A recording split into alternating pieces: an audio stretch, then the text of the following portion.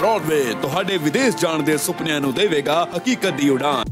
सत श्री अकाल दोस्तों, मैं अमरजीत ब्रॉडवे इमीग्रेशन सर्विसेज तो कोशिश होंदी है हर लेटेस्ट और इंपॉर्टेंट इन्फॉर्मेशन के नाल तुहानू जोड़ के रखना। सो अज का जिहड़ा शो है वो अपना एक टॉपिक जिहड़ा आपां शुरू किया है पिछले कुछ समय तो my choice school. So basically ਇਹਦੇ ਵਿੱਚ इस पर्टिकुलर शो ਦੇ ਵਿੱਚ ਜਿਹਦਾ ਤੁਸੀਂ ਲੋਗੋ ਵੀ ਸਾਈਡ ਤੇ ਦੇਖ ਰਹੇ ਹੋ, ਇਹਦੇ ਵਿੱਚ ਆਪਾਂ ਸਿਰਫ ਹਰ ਵਾਰ ਕਿਸੇ ਨਾ ਕਿਸੇ ਇੱਕ ਪਾਰਟਿਕੂਲਰ ਇੰਸਟੀਟਿਊਟ ਦੀ ਗੱਲ ਕਰਾਂਗੇ ਜਿਹਦੇ ਵਿੱਚ ਸਟੂਡੈਂਟ ਜਾ ਸਕਦੇ ਨੇ ਔਰ ਉਹਦੀ ਡਿਟੇਲਡ ਵੱਧ ਤੋਂ ਵੱਧ ਪ੍ਰੋਪਰ ਇਨਫੋਰਮੇਸ਼ਨ ਜਿਹੜੀ ਕਿ ਸਟੂਡੈਂਟਸ ਨੂੰ ਚਾਹੀਦੀ ਹੁੰਦੀ ਹੈ ਕਿਸੇ ਵੀ ਕਾਲਜ ਜਾਂ ਯੂਨੀਵਰਸਿਟੀ ਨੂੰ ਸਿਲੈਕਟ ਕਰਨ ਲੱਗਿਆ ਉਹ ਤੁਹਾਨੂੰ ਪ੍ਰੋਵਾਈਡ ਕਰਨ ਦੀ ਕੋਸ਼ਿਸ਼ ਕਰਾਂਗੇ। ਅਲੱਗ-ਅਲੱਗ ਕੰਟਰੀ ਦੇ ਅਲੱਗ-ਅਲੱਗ ਇੰਸਟੀਟਿਊਟਸ ਨਾਲ ਤੁਹਾਨੂੰ ਇੰਟਰੋਡਿਊਸ ਕਰਾਂਗੇ।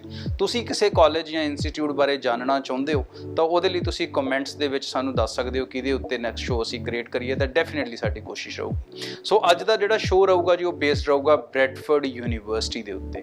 ਸੋ ਅੱਗੇ ਚੱਲਣ ਤੋਂ ਪਹਿਲਾਂ ਮੈਂ ਰਿਕੁਐਸਟ ਕਰੂੰਗਾ ਕਿ ਚੈਨਲ ਨੂੰ ਸਬਸਕ੍ਰਾਈਬ ਕਰੋ ਤਾਂ ਕਿ ਹਰ ਲੇਟੈਸਟ ਔਰ ਇੰਪੋਰਟੈਂਟ ਇਨਫੋਰਮੇਸ਼ਨ ਨਾਲ ਸਟੱਡੀ ਵੀਜ਼ਾ ਦੇ ਨਾਲ ਖਾਸ ਕਰਕੇ ਜੁੜੀ ਹੋਈ ਨਾ ਤੁਸੀਂ ਹਰ ਵੇਲੇ ਅਪਡੇਟਡ ਰਹਿ ਸਕੋ।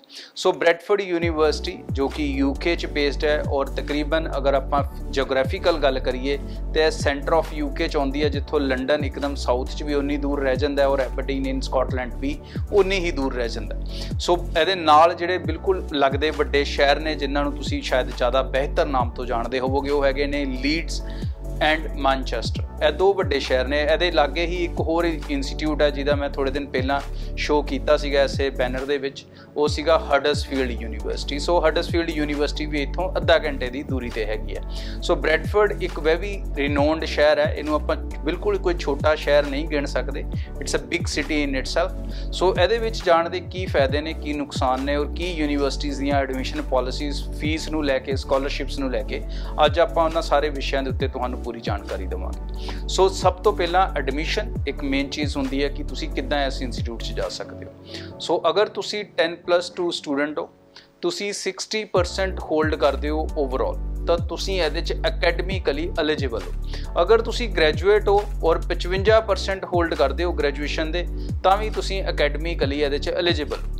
ਗੈਪ ਦਾ ਜਿਹੜਾ ਪੀਰੀਅਡ ਹੈ ਚਾਹੇ ਉਹ 4 ਸਾਲ ਹੈ, 5 ਸਾਲ ਹੈ, 7 ਸਾਲ ਹੈ, ਅਗਰ ਤੁਹਾਡੇ ਕੋਲ ਉਹਦੀ ਜਸਟੀਫਿਕੇਸ਼ਨ ਹੈਗੀਆਂ, ਉਹਦੀਆਂ ਡਿਟੇਲਸ ਹੈਗੀਆਂ ਨੇ, ਉਸ ਸਮੇਂ 'ਚ ਤੁਸੀਂ ਕੀ ਕੀਤਾ ਹੈ, ਅਗਰ ਜੌਬ ਕੀਤੀ ਹੈ ਤਾਂ ਐਕਸਪੀਰੀਅੰਸ ਹੈਗਾ, ਫੈਮਿਲੀ ਬਿਜ਼ਨਸ ਹੈ ਤਾਂ ਉਹਦੀ ਡਿਟੇਲਸ ਹੈਗੀਆਂ, ਤਾਂ ਯੈਸ ਤੁਸੀਂ ਇੱਕ ਗੈਪ ਦੇ ਨਾਲ ਵੀ ਇਹਦੇ ਵਿੱਚ ਅਸੈਪਟ ਹੋ ਸਕਦੇ ਹੋ। ਇੰਗਲਿਸ਼ ਦੀ ਰਿਕੁਆਇਰਮੈਂਟ ਦੀ ਜਦੋਂ ਆਪਾਂ ਇੱਥੇ ਗੱਲ ਕਰਦੇ ਹਾਂ ਤਾਂ ਇਹ ਚੀਜ਼ ਆਪਾਂ ਨੂੰ ਨੋਟ ਕਰ ਲੈਣੀ ਹੈ ਕਿ ਇੱਥੇ ਜਿਹੜੀ ਇੰਗਲਿਸ਼ ਦੀ ਰਿਕੁਆਇਰਮੈਂਟ ਹੈ ਉਹ 65% ਹੋਣੇ ਚਾਹੀਦੇ ਹੈ ਇੰਗਲਿਸ਼ ਦੇ, ਬਟ CBSE ਔਰ ICSE ਪਾਸ ਆਊਟ ਵੀ ਹੋਣਾ ਚਾਹੀਦਾ ਬੱਚਾ। ਮਤਲਬ ਜੇ ਤੁਸੀਂ ਸਟੇਟ ਬੋਰਡ ਤੋਂ ਪਾਸ ਹੋ, Punjab board, Haryana board, then ਆਪਾਂ ਨੂੰ IELTS PTE ਵਰਗੇ ਐਗਜ਼ਾਮਸ ਦੇ ਵਿੱਚੋਂ ਜਾਣਾ ਪਊਗਾ, ਜਾਂ ਫਿਰ ਆਪਾਂ ਰੇਅਰ ਕੇਸ 'ਚ ਅਸੈਪਟ ਹੋ ਸਕਦੇ ਹਾਂ ਡਿਪੈਂਡ ਅਪੋਨ ਅਸੈਸਮੈਂਟ। ਉਹਦੇ ਵਿੱਚ ਫਿਰ 70% ਵੱਧ ਅਗਰ ਆਪਣੇ ਇੰਗਲਿਸ਼ ਦੇ ਹੋਊਗੇ ਤਾਂ ਆਪਾਂ ਕਿਤੇ ਨਾ ਕਿਤੇ ਸੋਚ ਸਕਦੇ ਹਾਂ। ਇਹ ਬਹੁਤ ਹੀ ਰਿਪਿਊਟਿਡ ਔਰ ਰਿਨੋਨਡ ਯੂਨੀਵਰਸਿਟੀ ਹੈ। ਇੰਟਰਨੈਟ 'ਤੇ ਜਾ ਕੇ ਤੁਸੀਂ ਇਹਦੀਆਂ ਬਹੁਤ ਵਧੀਆ ਡਿਟੇਲਸ ਪੜ੍ਹ ਸਕਦੇ ਹੋ। 200 ਤੋਂ ਪਲੱਸ ਡਿਫਰੈਂਟ ਟਾਈਪ ਦੇ ਆਫ ਕੋਰਸਿਸ ਹੈ ਯੂਨੀਵਰਸਿਟੀ ਤੁਹਾਨੂੰ ਪ੍ਰੋਵਾਈਡ ਕਰਦੀ ਹੈ। ਸੋ ਜੇ ਆਪਾਂ ਕੋਰਸਿਸ ਦੀ ਗੱਲ ਕਰ ਲਈਏ, ਇੰਜੀਨੀਅਰਿੰਗ ਤੋਂ ਲੈ ਕੇ ਮੈਨੇਜਮੈਂਟ ਤੋਂ ਲੈ ਕੇ hotel management, health sector, each and every department cover ਕਰਦੀ ਹੈ। ਫਾਰਮਾਸਿਊਟੀਕਲ, ਤੁਸੀਂ ਜਿਹਦੇ 'ਚ ਵੀ ਜਾਣਾ ਚਾਹੁੰਦੇ ਹੋ, ਜਿਸ ਤਰੀਕੇ ਨਾਲ ਵੀ ਤੁਸੀਂ ਆਪਣਾ ਭਵਿੱਖ ਦੇਖਦੇ ਹੋ ਉਹਦੇ ਅਕੋਰਡਿੰਗ ਤੁਸੀਂ ਆਪਣੇ ਕੋਰਸਿਸ ਇੱਥੋਂ ਸਿਲੈਕਟ ਕਰ ਸਕਦੇ ਹੋ।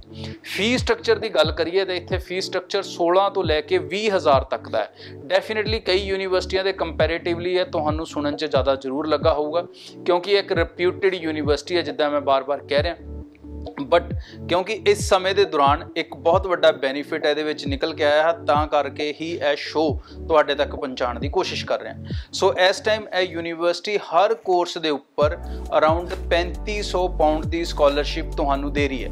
ਸੋ ਚਾਹੇ ਤੁਸੀਂ +2 ਤੋਂ ਬਾਅਦ ਜਾ ਰਹੇ ਹੋ ਔਰ ਚਾਹੇ ਮਾਸਟਰਸ ਕਰਨ ਜਾ ਰਹੇ ਹੋ, ਤੁਹਾਨੂੰ ਮਿਨੀਮਮ 3500 ਪਾਉਂਡ ਦੀ ਸਕਾਲਰਸ਼ਿਪ ਮਿਲੂਗੀ ਔਰ ਮੈਕਸੀਮਮ ਸਕਾਲਰਸ਼ਿਪ ਮਾਸਟਰਸ ਦੇ ਤਕਰੀਬਨ ਇਹਦੇ ਵਿੱਚ ਕੋਈ 7 ਡਿਫਰੈਂਟ ਪ੍ਰੋਗਰਾਮਸ ਹੈਗੇ ਆ ਜਿਨ੍ਹਾਂ ਦੇ ਵਿੱਚ ਤੁਸੀਂ 5000 ਪਾਉਂਡ ਤੱਕ ਦੀ ਵੀ ਸਕਾਲਰਸ਼ਿਪ ਲੈ ਸਕਦੇ ਹੋ। ਆਇਲਸ ਔਰ ਵਿਦਾਊਟ ਆਇਲਸ ਉਹ ਮੈਂ ਤੁਹਾਨੂੰ ਦੱਸ ਚੁੱਕਿਆ ਕਿ ਉਹ ਅਲੱਗ-ਅਲੱਗ ਤਰੀਕੇ ਨਾਲ ਡਿਪੈਂਡ ਕਰਦਾ ਹੈ ਕਿ ਤੁਸੀਂ ਕਿੱਥੇ ਕੁਆਲੀਫਾਈ ਕਰਦੇ ਹੋ। ਨਹੀਂ ਤਾਂ ਹੁਣ ਆਇਲਸ ਦੇ ਐਗਜ਼ਾਮ ਓਪਨ ਹੋ ਗਏ ਆ, ਤੁਸੀਂ ਉਹ ਵੀ ਅਟੈਂਪਟ ਕਰ ਸਕਦੇ ਹੋ। PT ਆਲਰੇਡੀ ਓਪਨ ਸੀ, ਤੁਸੀਂ ਉਹ ਵੀ ਅਟੈਂਪਟ ਕਰ ਸਕਦੇ ਹੋ।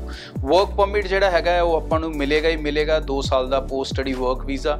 ਉਹਦੀ ਐਲੀਜੀਬਿਲਿਟੀ ਨੂੰ ਲੈ ਕੇ ਇਹਦੇ ਵਿੱਚ ਕੋਈ ਇਸ਼ੂ ਨਹੀਂ ਹੈਗਾ।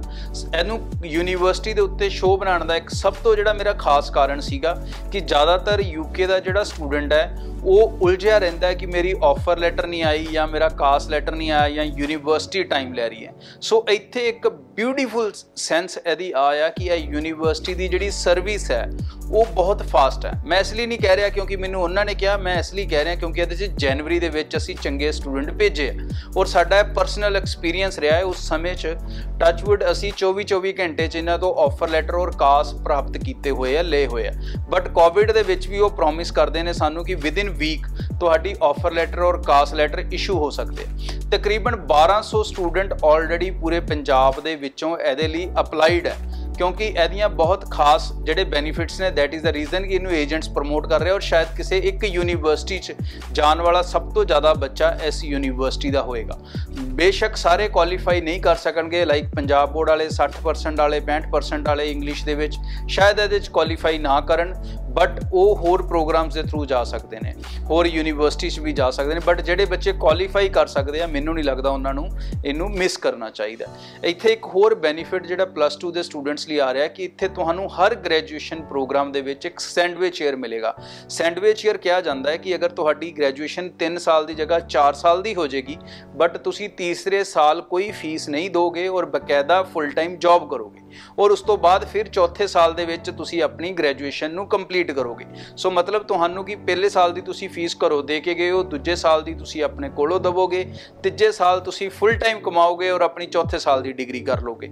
ਸੋ ਉਸ ਤੋਂ ਬਾਅਦ ਉਹਦੇ ਬੈਨੀਫਿਟ ਆ ਵੀ ਨੇ ਕਿ ਜਦੋਂ ਤੁਸੀਂ ਇੰਟਰਨਸ਼ਿਪਸ ਕਰਦੇ ਹੋ ਯੂਨੀਵਰਸਿਟੀ ਦੀ ਸਟੱਡੀਜ਼ ਦੇ ਦੌਰਾਨ, ਦੇਰ ਇਜ਼ ਹਾਈ ਪ੍ਰੋਬੈਬਿਲਿਟੀ ਕਿ ਜਦੋਂ ਤੁਸੀਂ ਪਾਸ ਆਊਟ ਹੋਣਾ ਹੈ ਉਹਨਾਂ ਦੀਆਂ ਕੰਪਨੀਆਂ ਦੇ ਵਿੱਚ ਹੀ ਤੁਹਾਨੂੰ ਈਜ਼ਲੀ ਪਲੇਸਮੈਂਟ ਮਿਲ ਜਾਂਦੀਆਂ ਔਰ 2 ਸਾਲ ਦਾ ਪੋਸਟ ਸਟੱਡੀ ਵਰਕ ਵੀਜ਼ਾ ਵੀ ਮਿਲਦਾ ਹੈ। ਸੋ ਓਵਰਆਲ ਗ੍ਰੈਜੂਏਸ਼ਨ ਵਾਲੇ ਨੂੰ ਇਹਦੇ 'ਚ 3 ਸਾਲ ਦਾ ਵਰਕ ਪਰਮਿਟ ਮਿਲ ਗਿਆ।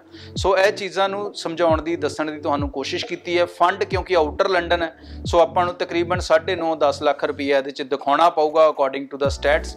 ਸੋ ਹੋਰ ਕੋਈ ਵੀ ਇਨਫੋਰਮੇਸ਼ਨ, ਡਿਟੇਲਡ ਨੌਲੇਜ ਕਿਸੇ ਵੀ ਇੰਸਟੀਟਿਊਟ ਬਾਰੇ ਤੁਸੀਂ ਜਾਣਨਾ ਚਾਹੁੰਦੇ ਹੋ ਤਾਂ ਤੁਸੀਂ ਕਮੈਂਟਸ ਦੇ ਰੂਪ 'ਚ ਸਾਨੂੰ ਦੱਸ ਸਕਦੇ ਹੋ ਕਿਹੜੇ ਕਾਲਜਿਸ ਜਾਂ ਯੂਨੀਵਰਸਿਟੀਜ਼ ਦੇ ਉੱਤੇ ਤੁਸੀਂ ਇਹ ਸ਼ੋਅ ਦੇਖਣਾ ਚਾਹੋਗੇ। ਇਸ ਤੋਂ ਪਹਿਲਾਂ ਵੀ ਅਸੀਂ ਕੈਨੇਡਾ ਕਾਲਜ ਔਰ ਹਡਰਸਫੀਲਡ ਯੂਨੀਵਰਸਿਟੀ ਦੇ ਉੱਤੇ ਸ਼ੋਅਜ਼ ਬਣਾ ਚੁੱਕੇ ਹਾਂ। ਇੱਕ ਅਲੱਗ ਨਵੀਂ ਸੀਰੀਜ਼ ਤੁਹਾਡੇ ਲਈ ਸ਼ੁਰੂ ਕੀਤੀ ਹੈ, ਮਾਈ ਚੋਇਸ ਸਕੂਲ। ਸੋ ਤੁਸੀਂ ਇਹਦੇ ਵਿੱਚ ਹੋਰ ਵੀ ਜਿਹੜੇ ਇੰਸਟੀਟਿਊਟਸ ਨੂੰ ਐਡ ਕਰਾਉਣਾ ਚਾਹੋ ਤੁਸੀਂ ਉਹਨਾਂ ਦੇ ਨਾਮ ਦੇ ਸਕਦੇ ਹੋ। ਅਸੀਂ ਕੋਸ਼ਿਸ਼ ਕਰਾਂਗੇ ਉਹਨਾਂ ਦੇ ਉੱਤੇ ਡਿਟੇਲਡ ਇਨਫੋਰਮੇਸ਼ਨ ਤੁਹਾਨੂੰ ਡਿਲੀਵਰ ਕਰੀਏ। ਅੱਜ ਦੇ ਲਈ ਇੰਨਾ ਹੀ। ਸਤਿ ਸ਼੍ਰੀ ਅਕਾਲ। ਬ੍ਰੌਡਵੇ ਤੁਹਾਡੇ ਵਿਦੇਸ਼ ਜਾਣ ਦੇ ਸੁਪਨਿਆਂ ਨੂੰ ਦੇਵੇਗਾ ਹਕੀਕਤ ਦੀ ਉਡਾਨ।